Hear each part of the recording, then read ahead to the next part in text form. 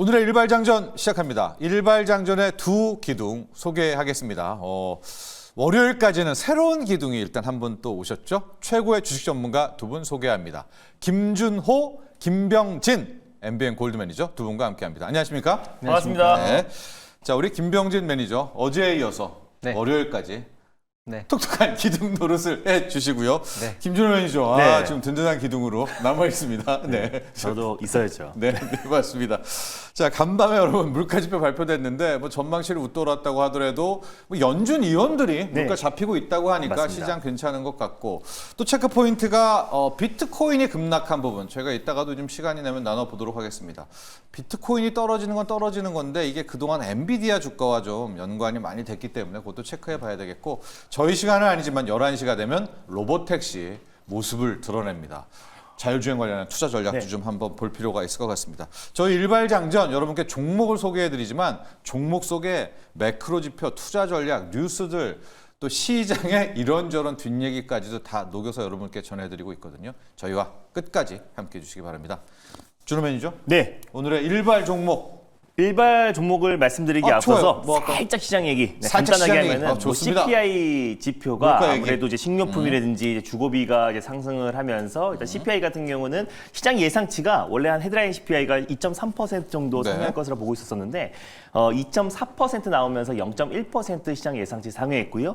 근원 CPI 같은 경우도 마찬가지로 시장 예상을 한 3.2%를 예상했는데 지금 3.3% 상승하면서 각각 0.1%씩 소폭 상회를 했습니다. 네. 근데 예전에 비해서 사실상 이제 경제 지표에 대한 민감도가 떨어질 수밖에 없는 게 네. 이미 금리의 방향이 결정이 된 상태잖아요. 그리고 여러 차례 이제 물가가 안정을 찾고 있다라는 게 확인이 된 상태이다 보니까 CPI 지표가 시장 예상치를 소폭 상회한다고 하더라도 시장에 미친 영향은 제한적이고 네. 또 거기다가 1년 2개월 만에 지금 이제 주간 신규 실업수당 청구 건수가 좀 사상 최대치를 또 경신을 했는데 네. 이것도 이제 일시적인 영향이 좀 크다라고 좀 해석하고 있습니다. 왜냐하면 2주 전부터 미국의 지금 이제 허리케인으로 인해서 약간의 좀 왜곡이 됐던 부분도 있었고 네. 또 보잉에서 대규모 파업이 이어지면서 실질적으로 지금 이제 실업자가 순간적으로 좀 늘어났다. 다만 이거는 허리케인이 끝나고 나면은 금방 좀 안정을 찾을 부분이다 보니까 너무 크게 시장에서도 영향을 미치지 않은 것 같아요. 그래서 3대 지수가 장 초반에 좀 흔들림이 있었지만 거의 약보합권에서 아주 안정적으로 좀 마감했다는 점을 놓고 봤을 때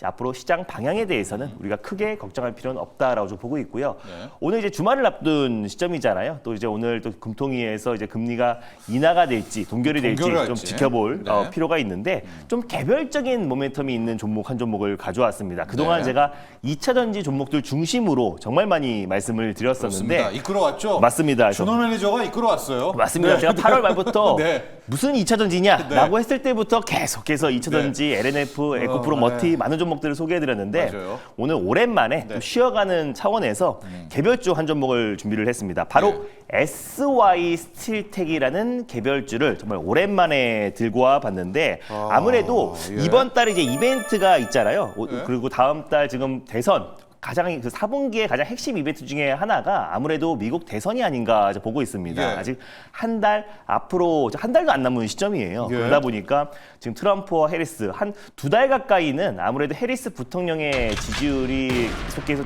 조금은 앞서고 있었었는데 계속 지금 초박빙 접전 양상이 계속 이어졌잖아요. 근데 최근 들어서 트럼프의 지지율이 대선이 다가오면 다가올수록 조금 더 우위를 보이고 있다. 제가 사진을 한 장 준비했는데 예. 이게 지금 이제 폴리마켓이라고 이제 암호화폐 이제 베팅 사이트입니다. 네. 그래서 여기에서 지금 이제 해리스 부통령과 트럼프 전 대통령의 어떤 지지율을 실시간으로 이제 반영이 되고 있는데 네. 계속해서 지금 제가 이게 박스피처럼요 한 2달, 한 달 반 정도 계속해서 붙어 있었네요. 맞습니다. 네. 거의 뭐 초접전 양상을 보이다가 최근 들어서 이제 트럼프의 지지율이 올라가면서 오차 범위인 3% 포인트를 넘어서서 지금 55.5%가 트럼프 그리고 이제 해리스 부통령이 44.1%가 해리스 부통령 지지율로 나왔어요. 그러다 보니까 지금 거의 10%, 11% 가까운 지금 이제 포인트가 좀 격차가 벌어지고 있는데 일론 머스크 같은 경우는 어떻게 보면 이제 전통적인 어떤 이제 조사 업체들보다 오히려 지금 이제 폴리마켓이 훨씬 더 정확하다라고 좀 발언을 했어요. 뭐 최근에 지금 계속해서 트럼프 유세 현장에도 직접 참여해서 찬조 연설을 하고 네. 지금 이제 뭐 트윗 그러니까 과거의 트윗이었고 지금은 X잖아요. 네. X의 이제 프로필 사진도 지금 이제 트럼프 그 전 대통령이 어떤 이제 구호가 있는 모자를 착용한 모습을 지금 이제 프로필로 좀 번역을 맞아요. 했을 만큼 지금 네. 강력하게 지금 지지를 하고 있습니다. 그리고 사실 전통적인 어떤 조사 업체에서도 실질적으로 대선 승부를 결정지을 7개의 경합주에서 트럼프가 우위를 보이고 있다라는 지금 조사가 나왔던 만큼 지금 대선이 가까워진 시점에서 트럼프의 지지율이 계속 올라가고 있다. 그럼 그동안 거의 한 달에서 2달 가까이 조정 흐름이 나아졌던 트럼프 관련된 수혜 종목들을 관심 있게 봐야 되고 대표적인 게 아무래도 우크라이나 재건. 당선되자마자 러시아와 우크라이나를 존정시키겠다라고 좀 발표를 여러 차례 언급을 했기 때문에 우크라이나 재건이 가장 핵심이고 뭐 남북 경협, 김정은과 여전히 친하다, 날 좋아한다라고 좀 발언을 나왔고 그래서 다시 한번 이제 미국과 또 북한 간의 어떤 관계 개선에 대한 기대감 불거지면서 남북 경협이 있고요.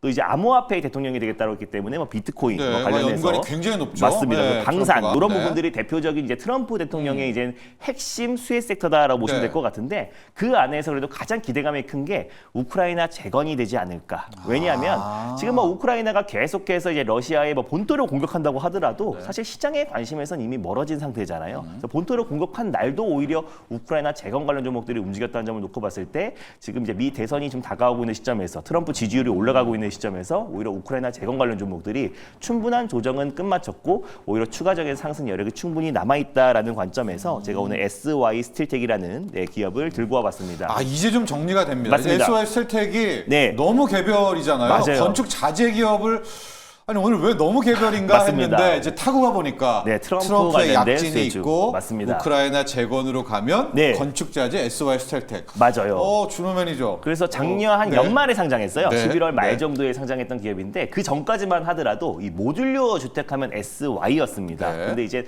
SY 스틸텍이 이제 상장을 하면서 실제로 모듈러 주택 관련해서는 가장 대표 수혜주로 이제 부각이 되는데 네.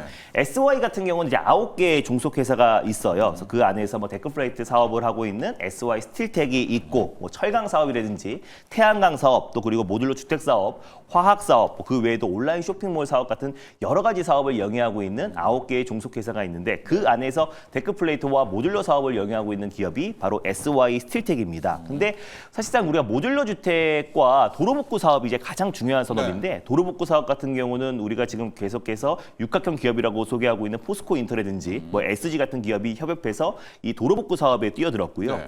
우크라이나에서 직접적으로 우리나라한테 요청한 게 이제 모듈러 주택입니다. 한국의 어떤 이제 모듈러 주택 사업이 굉장히 뛰어나다라고 2022년도 7월달에 우크라이나 이제 부총리가 이제 한국의 모듈러 주택 관련해서 건설에 대한 지원을 직접적으로 요청을 한 상태이다 보니까 네.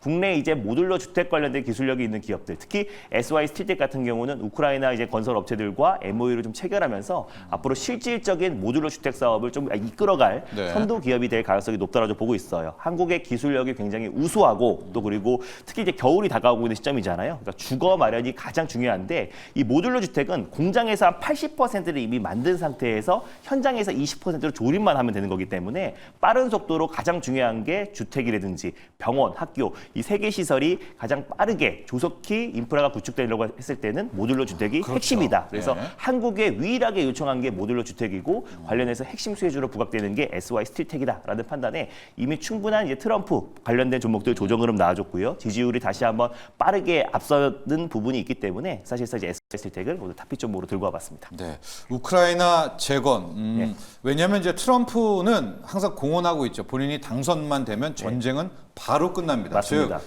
우크라이나 안 지원하겠다는 거예요. 네. 그럼 이제 러시아한테 넘어가고 맞습니다. 그 우크라이나 어떡합니까? 재건을 해야 되니까 맞아요. 재건주가 항상 탑픽인데 SY 스틸텍 이게 모듈러 주택, 조립식 주택이잖아요. 맞아요. 우리나라에서도 네. 지금 인기가 꽤 있어요. 맞습니다. 맞죠? 네. 약간의 뭐 예전에 뭐 땅콩 주택이 좀 유행이었다면 네. 지금부터 모듈러 모듈러로 주택 관련해서 가고 있거든요. 가격이 굉장히 이제 조립 비용이 저렴하다 보니까 네. 상대적으로 모듈러 주택에 대한 관심도 높아지고 있고 응압병도 좀 자막에 나와주고 있는데 네. 코로나 때도 사실 SY가 이 음압병동 병실이 굉장히 부족했잖아요. 근데 이제 네. 응압병동을 이제 만들어서 직접적으로 공급했던 기업이다 보니까 이 기술력으로 그대로 발빠르게 얼마나 지금 우크라이나 이제 가서 네, 학교 지어야죠. 맞습니다. 학교 병원 지어야 되죠, 지어야죠. 병원 지어야 되죠, 네. 주택 지어야 되죠. 네. 그러면은 SY 쓸 때 그 전에 이 이 트럼프 지지율이 올라가면 올라갈수록 SY 스틸텍 같은 모듈러 주택 관련 종목들은 관심을 받을 수밖에 없다라고 보고 있고요. 네. 사실 트럼프가 되자마자 사실 우크라이나 전쟁이 계속 지속되긴 좀 어렵다고 보고 있는 게 거의 끝날 미국이 거예요. 거의 그냥 막대한 지원을 했던 해왔죠. 거잖아요. 해왔기 때문에 사실상 트럼프가 되는 순간 그 지원이 끊긴다는 생각이 들면은 우크라이나 입장에서도 이걸 전쟁을 계속 이어가기가 어려울 수밖에 없다라고 보고 있습니다. 네. 그래서 결국에 우크라이나 또 러시아 전쟁의 어떤 휴전이라든지 종전을 이루어진다고 했을 때는 관련 종목들은 한 번은 강력하게 들썩거리지 않을까라는 관점에서 개별 종목 오랜만에 한번 들고 와봤습니다. 가격 전략 볼까요? 가격 전략은요. 전일 종가였던 4,215원을 일단 매수가로 한번 잡아보도록 하겠고요. 목표가는 바로 직전 고점 라인대였던 5,100원 라인대를 일단 1차 목표가로 한번 설정해 보도록 하겠고 네. 손절 라인대는 3,580원 라인대를 말씀드려보도록 하겠습니다. 네, 숨은 트럼프 트레이드 관련주고 일단 네. 51,000원 따라붙었다가 11월 5일이잖아요. 맞습니다. 그때 이후로 결론에 따라서는 뭐 네. 대시되겠죠. 맞습니다. 되면 네, 트럼프가 되면. 된다면 그런 전략 좋은데 자, 이 시점에서 우리가 근데 하나 고민을 좀 해볼게요. 네. 제가요 세계 국채지수 편이에요. 아무도 관심 없었을 때, 네. 저 외쳤습니다, 여러분. 근데 제가 간밤에 비트코인이 이렇게 무너지는 것을 보면서 네. 약간 음모론적인 음모, 느낌적인 느낌으로 트럼프와 비트코인이 거의 붙어 있었거든요. 맞습니다. 네, 가격 오를 때 트럼프 지지율도 오르고. 네. 최근에 트럼프 지지율이 오르자 어떤 비트코인에 뭐가 있는 것이 아닌가. 그렇다면 이게 결국 네. 약간 트럼프 쪽에 뭐 악재가 나오나? 뭐 약간 너무 좀 파묘스러운가요? 우리 김명진 매니저. 네. 지금 간밤에 비트코인 급락. 네. 이게 약간 트럼프 지지율. 또 엔비디아도 간밤에 오르긴 올랐지만 여러분 진짜 상관관계가 높아요. 네, 엔비디아와 비트코인과. 예, 아무래도 이게- 엔비디아 같은 경우에는 이 비트코인을 체결할 때 이 고성능 GPU가 사용이 되는 부분이고 네. 비트코인 가격 자체가 굉장히 좀 높게 유지가 됐을 때 엔비디아의 GPU가 많이 사용이 됐던 것도 사실이거든요. 네. 그런 부분에서 또 연관성을 볼 수 있고 트럼프의 지지율과 이 비트코인을 좀 얘기를 한다면 네. 사실 트럼프 전 대통령님의 이제 자녀분께서 비트코인 관련된 사업을 맞아요. 한다라는 이제 소식이 주니어가, 나오면서 네. 예. 그러면서 비트코인을 예전에는 굉장히 비판적이었는데 굉장히 전폭적인 지지를 네. 또 해주고 있는 부분이고 사실 뭐 비트코인 같은 경우에는 뭐 저는 이제 부정적으로 보진 않는 게 네. 뭐 아무래도 해리스 부통령이나 뭐 트럼프 전 대통령이나 뭐 둘 다 약간 좀 지지를 밝히고 있는 입장이고 네. 또 금리나 이제 시그널에 따라서 좀 전반적으로는 지금이 오히려 뭐 나쁜 흐름이지 좋은 흐름으로 이제 가지 않을까 뭐 그런 부분을 좀 생각해 볼 수 있겠고 네. 뭐 비트코인 관련된 종목들이 이제 국내 시장에서 한번 뜨거웠다가 그렇죠. 좀 요즘 조용해졌잖아요. 네. 이런 좀 조용해진 시점을 기회로 해서 오히려 뭐 STO 관련된 종목들이나 이런 종목들은 네. 저점권에서도 뭐 기회가 한번 만들어질 수 있지 않을까 그렇게 생각해 보고 있습니다. 네, 큰 의미를 부여하지 않겠다. 김병님 매니저께서는 네. 또 트럼프 지지율이 올라가고 있기 때문에 역시 이제 트럼프 트레이드 쪽에 포커스를 네. 좀 맞춰달라. 가을님이 비트코인은 금리 인하 기대가 줄면서 떨어지는 거 아닐까요? 맞습니다. 이것도 맞는데, 네, 맞아요. 근데 간밤에는요 네. 오히려 연준 위원들이 물가 전망치 올라갔는데도 네. 물가 잡혔다 얘기하고 맞습니다. 그 페드워치도 네. 맞아요. 인하 가능성이 올라갔습니다, 가을님. 네. 그래서 제가 좀 약간 의문스러웠던 맞아. 거예요. 근데 약간의 네. 좀 금리 인하에 대한 어떤 속도 조절에 대한 부분들도 이제 비트코인에 좀 영향을 미치기도 했는데 예전에는 이제 약간 비트코인 하면 이제 트럼프 거의 이제 똑같이 거의 움직였다라고 보시면 될 것 같은데 네. 요것 또한 이제 마찬가지로 이제 해리스 측에서도 네. 이제 비트코인 관련된 이제 옹호적인 발언도 나와줬기 때문에 네. 약간 좀 희석된 부분도 분명히 좀 있습니다. 네. 거기다가 이제 금리 인하가 좀 예상과 다르게 조금은 좀 속도 조절이 나온다고 조금은? 했을 때 비트코인이 가장 좀 직접적인 영향을 미치지만 여전히 또 이제 원화마켓에서 8천만 원대예요. 네, 그리고 6만 달러 수준을 살짝 하했다고 하더라도 이미 비트코인 가격이 좀 이미 상승 흐름이 네. 나아진 상태이다 보니까 오히려 저는 이제 뭐 트럼프 당선이 좀 다가오고 오히려 또 지지율이 더 올라간다고 했을 때는 비트코인도 다시 한번 좀 들썩거릴 수 수 있다. 있는 요인이 되지 않을까 저 보고 있습니다. 좋습니다. 네, 저는 이제 시장이 앞으로 좀 좋아질 거라고 보고 있는 게 뭐 오스틴 구스비 총재님이 그런 얘기를 했잖아요. 네. 지금 미국 경제가 굉장히 좋다. 뭐 예를 들어서 뭐 인플레이션 상승률은 한 2에서 2.5% 네. 중반 정도 유지를 하고 GDP 성장률도 한 2.5%에서 3% 유지하고 그죠. 미국이 3% 성장. 예. 그죠. 뭐 실업률은 4.1%. 네, 이대로 미국이. 유지만 하면 된다라는 것 때문에 그러면 금리를 빨리 인하할 필요 없겠다. 이런 얘기가 나왔고 저는 이제 미 대선이 끝나고 나서는 본격적으로 약간 산타 랠리도 한번 기대해 볼 수 있지 않을까. 올해는 좀 힘들었지만 내년도에는 굉장히 좋지 않을까라는 생각을 좀 좀 해보고 예. 사실 미대전까지 얼마 안 남았잖아요. 얼마 안 남았죠? 11월 네. 5일입니다. 네, 지금 굉장히 빠르게 관련된 종목들을 좀 준비를 해야 되지 않을까 그렇게 생각하고 있습니다. 그렇습니다. 오히려 우리 돈복사님은 뭐 코인이랑 지지율이랑 상관없다 또 이렇게 또 얘기를 해주셨고요. 자, 하여간 비트코인의 이런저런 이유로 급락인데 보시죠. 이것과 엔비디아 또 트럼프 지지율까지도 한번 체크를 해보시면 좋을 것 사실 같고. 비트코인은 반감기가 있고 나서 1년 후부터 보통 2배 이상 상승이 나와줬어요. 그래서 반감기 한 해가 올해 4월에 이제 반감기가 4월에 있었잖아요. 있으니까 내년. 그 해에는 사실 좀 조용했던 흐름이 항상 있었고 네. 그 이후에 1년 뒤, 그래서 내년 한 4월 이후부터 본격적으로 비트코인 가격이 좀 상승이 나온다라는 게 사실 이제 업계 전문가들의 어떤 발언인 거고 네. 그동안 1차에서 3차 때까지도 늘 1년 뒤부터 이제 상승 흐름이 나왔다라는 거를 참고하셨으면 좋겠습니다. 자, 이제 리뷰로 들어가 볼 텐데요. 리뷰에 맞춰서 우리 유튜브 시청자들께서 또 질문을 주셨습니다. MS 황님이 좋은 정보 항상 감사드려요. 같은 반도체인데 외국인이 한미 반도체는 매수하고 이수페타시스는 매도 우위인 이유와 전망 설명 부탁드립니다. 우리 김병진 매니저께서 얘기해 주시죠. 외국인이 지금 삼성전자 매도, 하이닉스 매수, 한미 매수, 왜 이수페타는 정말 고다층 기판으로 HBM에 네. 필수 불가결한데 매도하는지 우리 네. MS 황님의 질문. 저는 사실 뭐 한미 반도체가 좀 더 많이 빠져서 한미 반도체를 매수를 한다라고 생각이 되고요. 이번에 이제 국채지수 편입이 되면서 저는 네. 사실 외국인의 원화 매수 저도요. 네. 굉장히 기대를 했거든요. 국채지수에 편입이 되면 뭐 외국인 외화 자본이 유입이 되고 뭐 그리고 뭐 예를 들어서 한국 국채 금리 좀 떨어지면서 자본 조달 비용 떨어지고 전반적으로 좋을 거라고 생각했는데 네. 국내 시장에서 매도를 하더라고요. 그래서 저는 네. 반도체 관련된 종목들이 뭐 외국인들이 워낙에 또 많이 들고 있고 많이 매수를 하는 업종이라 좀 자금이 좀 천천히 들어올 거라고 이제 보고 있는 부분이고요. 이수페타시스와 한미 반도체의 얘기를 좀 드려보면 이수페타시스 같은 경우에는 이제 공장이 좀 어느 정도 착공이 되고 있고 내년도 정도가 됐을 때 이제 본격적으로 이익 성장이 좀 나타날 것 같은데 지금 저는 이제 단기적인 매도 구간이라고 좀 보여지고요. 뭐 이 단기적인 매도는 조만간 멈출 거라고 보여지고 이수페타시스의 강점은 그거예요. 결국에는 지금 MLB 기판이 또 이수페타시스만의 HDI 공법을 통해서 더 이제 지금 생산 수율이 떨어지고 있는 부분이거든요. 그 부분 때문에 가격 쇼티지가 나오고 있는 상황이고 지금 HBM 같은 것도 2025년까지는 완판이 되어 있다는 사실이잖아요.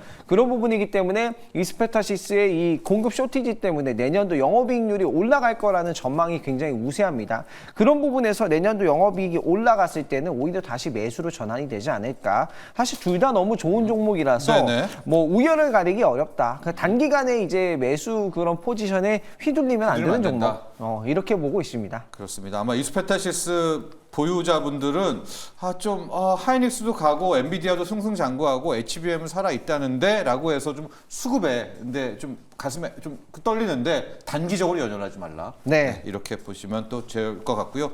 저희 시각은 아니지만 오늘 오전 11시가 되면 유니버셜 스튜디오에서 일론 머스크의 로보택시 사이버캡인가요? 네. 공개가 됩니다. 준호 매니저 네. 겸사겸사 투자 전략과 함께 넥스트 칩 네. 뭐 HL 만도까지도 싹 가보죠. 네, 맞습니다. 제가 이제 자율주행과 2차 전지를 이제 이번 달에 열심히 한번 네. 강조를 해드렸는데 드디어 이제 오늘 디데이입니다. 그래서 잠시 후 11시에 이제 테슬라의 로보택시 행사가 이것도 정말 8월 8일 한다고 했다가 2개월 연기된 네. 거잖아요. 그래서 그에 대한 기대감이 좀 굉장히 큰데 테슬라 주가도 이제 고점 대비 한 10% 조정 흐름이 나와주면서 약간의 세론 현상이 나왔고 우리 국내 이 자율주행 관련 종목들도 큰 폭의 조정 흐름이 이미 선조정이 나와준 상태다 보니까 우리 너무 빨리 세론이 맞습니다. 그래서 오늘 어쩌면 만약에 그 실망감에 큰 폭의 하락이 나오던 아니면은 네. 정말 우리가 생각했던 것보다 그 이상의 어떤 혁신적인 발표가 나온다고 했을 때 오늘 어쩌면 오후장에 이 자율주행 섹터를 다시 한번 재지집할 수 있는 기회가 되지 않을까 보고 있어요. 이번에 예. 우리가 기대하고 있는 이제 키포인트가 한 3가지 정도가 되는데 로보택시에 대해서 맞습니다. 네. 그 중에 이제 가장 첫 번째가 일단 이제 우리가 이미 선 공개가 된 게 있었잖아요. 이제 문이 나비처럼 열리고 네. 이제 2인승으로 핸들과 이제 페달이 없는 차종이 이제 공개가 됐는데 네. 그 차종이 지금 이제 그 유니버설 스튜디오에서 한 수백 대가 돌아다닌다고 해요. 그러면 이번에 공개도 있지만 거기서 실질적으로 이제 참여한 사람들의 이거를 체험할 수 있는 부분들이 나오지 않을까. 네. 그래서 거기에서 모델 2에 대한 어떤 관심도 높아지고 있고 거기서 미니밴 한 12인승의 미니밴 공개도 좀 기대를 하고 있습니다. 그래서 마침 우버처럼 그 택시를 빌려서 거기가 이제 일정이 한 13만 평 정도가 된다고 해요. 그래서 워너브라더스가 실질적으로 그래서 거기서 우리가 목적지를 입력하고 실제로 우버처럼 주행하는 모습들을 실제로 공개하고 그걸 우리가 체험할 수 있는 시스템을 보여준다고 했을 때는 오히려 시장에선 크게 좀 환호하지 않을까. 거기다가 이제 공개했던 2인승 그 로보택시 외에도 아까 말씀드렸던 12인승 미니밴에 대해서 그럼 대중교통을 또 대체할 수가 있고 우버를 또 대체할 수 있는 부분이거든요. 그래서 이런 부분에서 시장이 크게 환호할 수 있지 않을까. 로보택시가 곧 또 모델 2다라고 발표를 하면은 내년 또 저가형 모델에 대한 기대감도 굉장히 높아질 수 있고 거기서 옵티머스 로봇에 대한 어떤 이제 발표도 같이 좀 연결될 수 있다라는 기대감도 높아지고 있는 상태다 보니까 여기에서 시장의 어떤 기대치를 좀 충족시키거나 조금 더 혁신적인 발표가 나온다고 했을 때는 다시 한번 자율주행 섹터들의 어떤 강한 매수에도 유입되지 않을까 좀 보고 있습니다. 특히나 이번에도 이 자율주행, 특히 테슬라의 로보택시 같은 경우는 이 우버와 에어비앤비를 합친 것만큼의 시총이 뛰어넘을 수 있다라고 지금 그 일론 머스크가 계속 공언했던 만큼 오히려 이번에 그 실질적으로 이게 또 11월 이제 테슬라 그 대선과도 같이 연결될 수 있는 부분인데요. 이제 사실상 자율주행도 자율주행이지만 이게 바로 공도에서 바로 시행이 되려면은 많은 규제들을 완화가 돼야 되는 거잖아요. 근데 이제 트럼프로 좀 강력하게 지금 올인을 하고 있는 부분들은 이것도 트럼프 트레이드네요. 맞습니다. 네. 그래서 어떻게 보면은 트럼프가 이 관련된 첨단 산업 쪽에서 많은 규제들을 완화한다고 했을 때 그 모멘텀이 11월까지도 폭발적으로 연결되지 않을까라는 관점에서 오늘 만약에 진짜 완벽한 세론으로 자율주행 관련 종목들이 큰 폭의 조정 흐름이 나와주면은 그동안 기대감으로 올랐던 부분들이 다 반납하는 거거든요. 그리고 오히려 가격적인 매력이 생기고 오히려 지금 트럼프 지지율이 올라가고 있는 상태에서 트럼프 최대 수혜 섹터로 테슬라 비롯해서 자율주행 관련 종목들이 주목을 받을 수 있다는 관점에서 오늘 우리가 오후장의 자율주행 관련 종목들을 잘 대응해봐야 되지 않을까 보고 있습니다. 그래서 넥스칩 한번 볼까요? 맞습니다. 넥스칩 같은 경우는 이제 곡괭이라고 말씀을 드렸어요. 네. 그동안 이제 곡괭이. 생성형 AI 관련해서 한미반도체가 대표였다면 그럼 자율주행 칩을 공급하고 있고 뭐 ARM 또 ST 일렉트로닉스 아니면 삼성, 현대 같이 협업하고 있는 넥스칩이 결국 수혜를 받을 수가 있다. 에이다스 또 자동 발렛 주차 관련된 시스템 온칩을 개발하는 기업이고 또 이제 대표이사가 어떤 발언을 했냐면 이 아파치 6가 있잖아요. 그동안은 이제 자율주행 칩의 핵심이었다면 이게 로봇 쪽으로도 확대 적용하겠다. 그러니까 실질적으로 기술이 거의 80% 메커니즘이 똑같다라고 해요. 예전에도 제가 로봇과 자율주행의 메커니즘이 똑같다라고 말씀드렸는데 넥스칩의 이제 자율주행 칩 또 그 아파치 6가 계속해서 로봇 산업까지 계속 확대 적용된다고 했을 때 첨단 산업을 대표하는 핵심 시스템 온칩으로 부각될 가능성이 높다고 좀 보고 있어서 중장기적인 매력은 충분하다라고 좀 보고 있고요. HA 만도도 같이 이어서 말씀드리면 HA 만도는 자회사 HA 클레무브가 이 자율주행 관련된 칩을 또 공급하고 있는 기업이기도 하고 중국향 매출이 커서 최근에 중국의 대규모 경기 부양책에도 핵심적인 수혜주로 부각되고 있는 기업이기도 하지만 인도 공장을 또 증설하고 있어요. 그래서 관련해서 이번 달 22일 날 또 현대차가 또 이제 22일 날 인도 시장에서 상장을 또 앞두고 있는 시점이다 보니까 관련해서 직접적인 또 수혜로 HL 만도가 영향을 받을 수 있다라고 좀 보고 있습니다. 그래서 뭐 자율주행 관련 종목들 오늘 뭐 세론이 나올 수 있겠지만 오히려 그 세론을 잘 기회로 적용한다고 했을 때 트럼프 당선 확률이 더욱더 높아지면 높아질수록 다시 한번 자율주행 관련 종목들도 강력한 시세가 분출되지 않을까 보고 있습니다. 좋습니다. 충청도 거북이님, 로보택시가 오히려 지긋지긋한 세론이 될까 걱정입니다. 유유. 좀 많은 투자자분들 걱정하고 계시고 이미 세론도 나온 그런 형태가 있고요.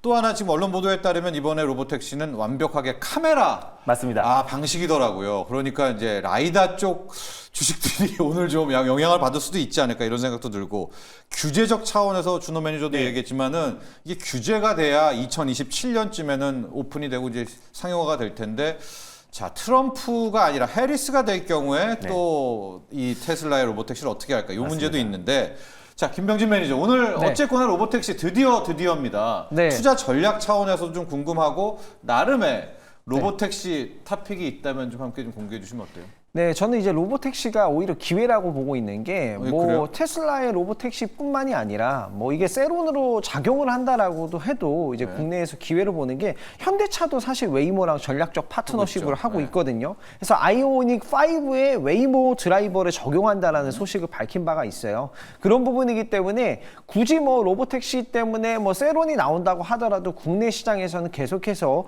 이 관련된 산업이 성장할 거라고 보시면 될 것 같고요. 아이오닉 5의 당시에 차량도 뭐 초기 주행 테스트를 만약에 진행하게 된다면 그때 기점으로 해가지고 계속해서 또 한번 급등이 나올 수 있겠다라고 이제 보여지고 있는 업종이고요. 네. 관련된 탑픽 종목을 하나 추가적으로 선정을 한다면 네. 영상 관련된 종목인 i3 시스템을 좀 설명을 드려보고 싶어요. 예. i3 시스템 같은 경우에는 적외선 영상 센서 전문 예. 기업이라고 보시면 될 것 같고요. 전체 매출의 거의 뭐 90%가 이제 적외선 영상 센서인데 예. 아무래도 영상 관련된 자율주행을 한다고 하면 영상 관련돼서 뭐 스마트 레이더 시스템이나 i3 시스템이나 오, 예. 넥스트 칩 같은 예. 기업들이 이제 수혜를 받을 수밖에 없기 때문에 이런 종목들 위주로 먼저 보시다가 현대차와 웨이모의 협업 거의 라이다잖아요. 예, 그쵸. 그때 라이다로. 네, 예. 그때 이제 라이다 종목들도 같이 보시고 뭐 결국에는 뭐 자율주행이 차세대 먹거리인 건 분명하다라고 네. 보시면 될 것 같고 아이오닉 5가 빨리 웨이모가 들어와서 네. 한번 탑승해 보고 싶은 생각이 드네요. 그렇습니다. 자, 우리 두 분의 전문가는 일단은 이제 곡괭이가 필요하잖아요. 그래서 이제 준호 매니저 넥스트 칩. 네. 왜냐하면 로보택시가 어찌됐건 차량용 반도체는 필요하니까 넥스트 칩이고 이제 i3 시스템. 왜냐하면 이제 라이다로가 아니야 카메라로 하냐 말들이 많지만 로보택시는 카메라 방식이니까 적외선 영상 센서인 i3 시스템 정도는 그래도 네. 요번에 살아남을 수 있다. 네, 그쵸? 그렇죠. 예, 네. 그런 논리를 우리 풀어가면 좋을 것 같고요. 이슈도 한번 다뤄봐야 될 것 같아요. 우리 이원농님께서 자, 외국인들의 삼성전자 매도와 공매도의 관련은 없을까요? 공매도를 치지 못하니까 삼성전자 숏으로 전체 시장을 한번 움직이려는 것이 아닌가. 실제 이런 이야기도 많이 나오고 있고요, 원농님. 가장 큰 고민은 지금 외국인들의 무차별적 매도가 삼성전자를 파는 건지 아니면은 한국 증시를 이러다가 완전히 올해를 끝으로 떠나려는 건지. 이제 이런 이슈가 또 하나로 우리의 숙제로 남거든요. 자, 우리 준호 매니저 먼저. 지금 외국인들의 무차별적인 네. 눈 감고 매도. 삼성전자입니까? K증시입니까?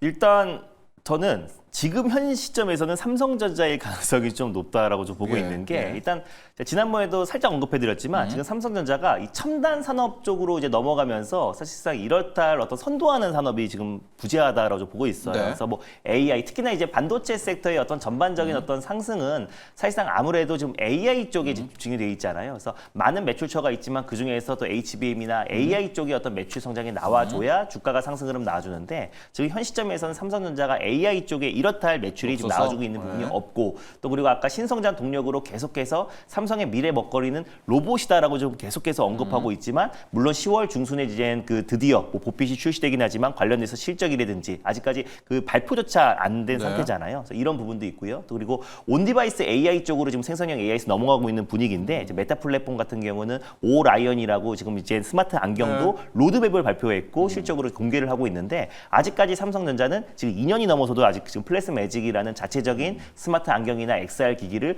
공개조차 안 하고 있는 네. 시점이다 보니까 이런 부분에 대해서 약간 실망감도 분명히 있다. 그래서 본격적으로 이제 삼성이 어떤 주가를 끌어올리면 이제 숫자가 나야 되고 실적이 지켜야 되고 또 AI 관련된 어떤 진보적인 어떤 성과가 나와줘야 되는 건데 아직까지는 그런 부분에 대해서 저조하던 부분들이 외국에서 약간의 좀 실망 매물도 좀 섞여 있지 않을까. 물론 뭐 K 증시에 대한 어떤 세론도 분명히 있겠지만은 약간의 삼성전자의 실망감이 최근에 좀 묻어나 있지 않을까. 왜냐면 하이닉스와 확실하게 좀 반대로 가는 네. 모습이거든요. 그래서 어제 같은 경우도 하이닉스 같은 경우는 좋아요. TSMC 실적 성장으로 인해서 강한 매수가 유입됐음에도 불구하고 삼성전자가 반대로 간다는 거는 아무래도 AI 쪽에 아직까지 괄목할 만한 성과가 안 나오고 있다는 부분이 가장 크지 않을까 보고 있습니다. 자, 병진 매니저는 네. 만약에 이게 삼성전자만 매도하는 거라면 네. 그 돈 가지고요.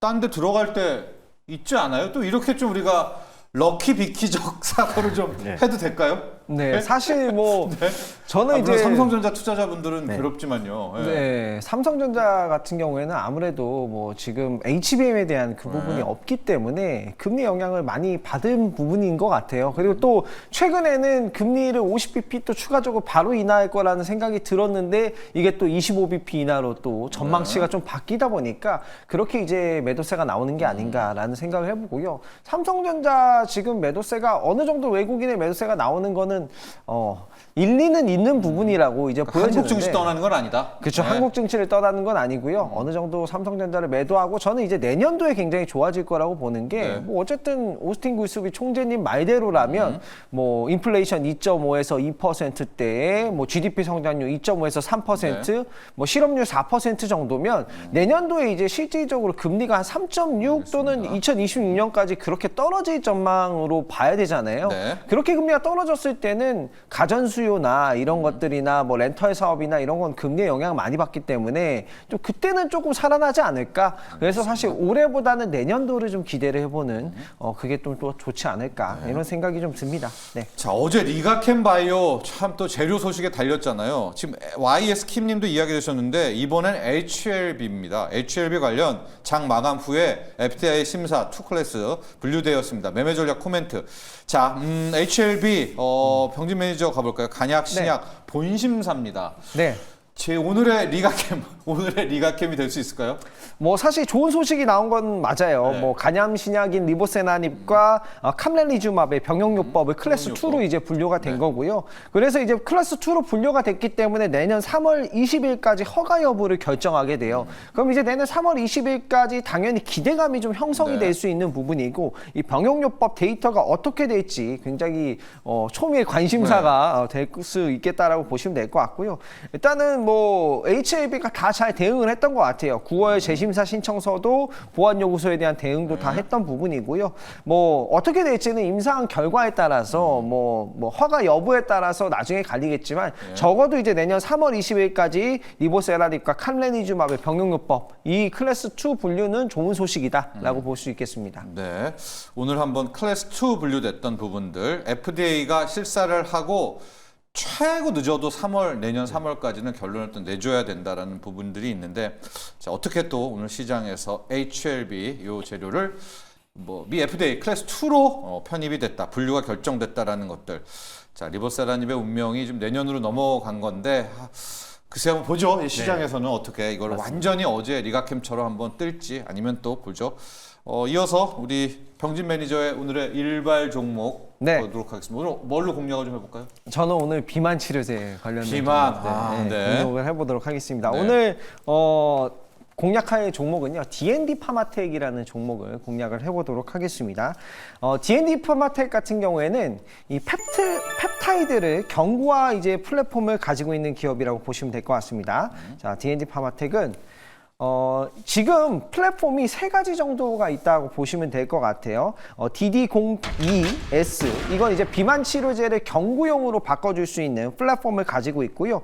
그리고 이건 주사제용으로 또 하나가 있거든요. DD01이라고 보시면 되는데 이건 메시 치료제, 이건 주사제용 플랫폼을 가지고 있고, DD03 같은 경우에는 다중작용 치료제라고 보시면 될 것 같아요. GLP-1, 그리고 GCG, 그리고 GIP 3중작용제 파이프라인을 보이고 있는데, 가장 중요한 거는 여러분들 펩타이드를 경구화할 수 있는 플랫폼인데, 이 펩타이드가 위산이라든가 이런 거에 굉장히 잘 분해가 돼요. 그래서 이거를 펩타이드로 경구용으로 만들면 먹으면은 막 구토라든가 구역구토 부작용이라든가 흡수율이 주사제만큼 나오지가 않아요. 그렇기 때문에 굉장히 이거를 펩타이드를 경구용으로 만드는 플랫폼 기술 자체가 굉장히 중요한 부분이고요. 위에서 분해되지 않고 소장까지 전달이 돼야 되는 부분이고, 소장에서 흡수되는 펩타이드의 약물, 이거를 이제 생체 이용률 높이는 기술이 핵심 기술이다라고 보시면 될 것 같고요.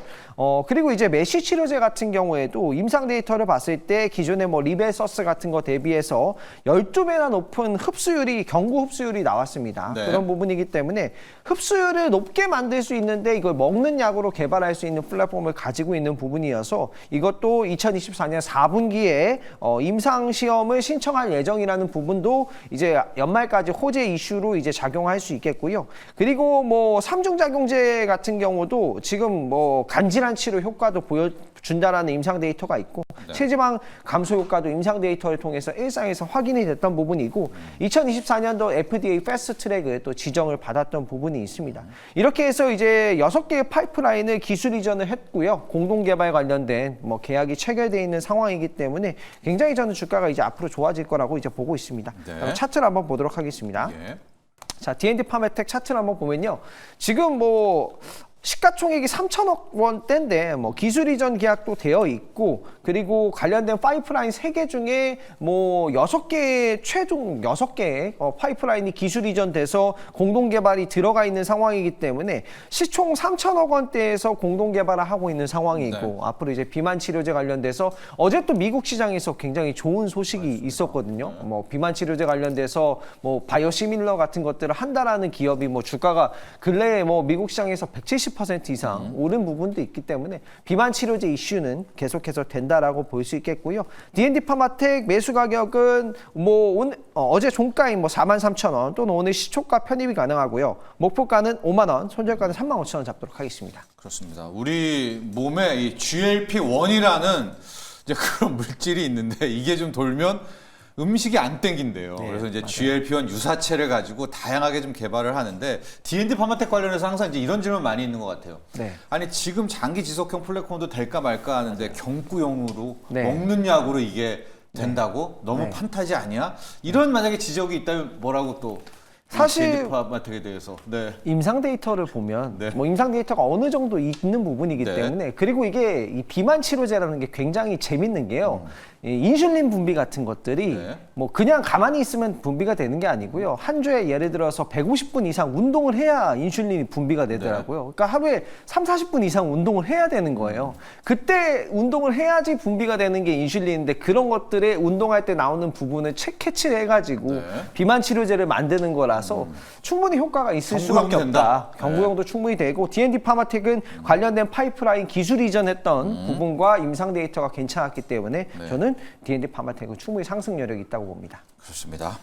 자, 이에 붙이기 종목 좀 봐야 될 것 같습니다. 이제 블루엠텍의 위고비가 네. 유통될 경우 가장 먼저 처방을 받아서 임상 실험을 통해서 우리 시청자들에게 알려줄 거라는 네. 준호 매니저. 제가 살 쪽쪽 빠지는 모습을 좀 쪽쪽 빠지는 보여드리도록 모습. 하겠고요. GLP-1이 막 발휘되는 모습. 맞습니다. 자, 뭘로 붙일까요? D&D 파마텍에. 펩트론 같은 경우는 이미 지금 시세가 좀 세게 분출돼가지고 네, 펩트론이 대장이고 네. 일단 D&D 파마텍을 이제 병진매님이 말씀하셨으니까 경구용을 말씀하셨잖아요. 네. 그럼 저는 붙이는 위고비 라파스라는 기업을 오늘 좀 붙이는 펼치까지 종목으로 갑니까? 네, 네. 가보도록 하겠습니다. 네. 일단 아무래도 1개월 제형 변경에 대한 일리알릴리 네. 1년 이내에 이제 기술 이전이 될 수 있다라는 기대감이 좀 높아지고 있는 시점이다 보니까 관련해서 이제 주시장은 항상 그 다음을 보잖아요. 네. 그래서 경구용 치료제 또 그리고 붙이는 위고비인 라파스 같은 이제 마이크로 니들 관련된 종목들도 시장에서 관심을 충분히 받지 않을까라는 관점에서 네. 라파스를 한번 붙여보도록 하겠고 뭐 예. 최근에 한 7월 달에도 좀 주가가 한번 시세가 세게 한번 분출되면서 거의 한 300% 거의 400% 가까운 상승 흐름이 나와주기도 했어요. 그 이후에 약간의 좀 기간 조정 흐름이 나와주고 있는데 예. 이 펩트론을 필두로 다시 한번 비만 치료제 섹터에 어떤 훈풍이 들어온다고 했을 때 그 순환매 차원에서도 한번 라파스는 차례가 오지 않을까. 그래서 사실 마이크로 니들 쪽에서는 국내 대표하는 기업이고 대원제약과 좀 협업하고 있는 기업이다 보니까 예. 라파스의 이제 마이크로 니들 관련된 또 이제 대량 양산 기술이 이제 된 기술력으로 앞으로 좀 기술 이전에 대한 기대감도 충분히 있지 않을까라는 관점에서 라파스를 한번 탑픽으로 붙여보도록 하겠습니다. 그렇습니다. 라파스 이번엔 이제 붙이는 또 비만 치료제입니다. 주사를 맞고 먹고 붙이고까지 네. 비만 치료제 열풍입니다. 자, 오늘 국내 증시에도 이 비만 치료 테마 펩트론은 저희가 또 설명 안 해도 잘 아시겠죠. 가장 먼저 저희 일발장조에서 심층 분석을 해드렸는데 결국 또 시세가 맞습니다. 나긴 나더라고요. 자, 여기까지 해보도록 하겠습니다. 오늘의 일발장전입니다. 우리 병진 매니저의 D&D 파마텍이고요. 준호 매니저는 개별이지만 개별이 아니에요. 트럼프 지지율의 상승과 함께 SY 스틸텍, 네. SY 쪽에서 나온 건축 자재 기업까지 공략 한번 해보시면 좋을 것 같습니다. 자, 오늘 여기까지 하죠. 감사합니다.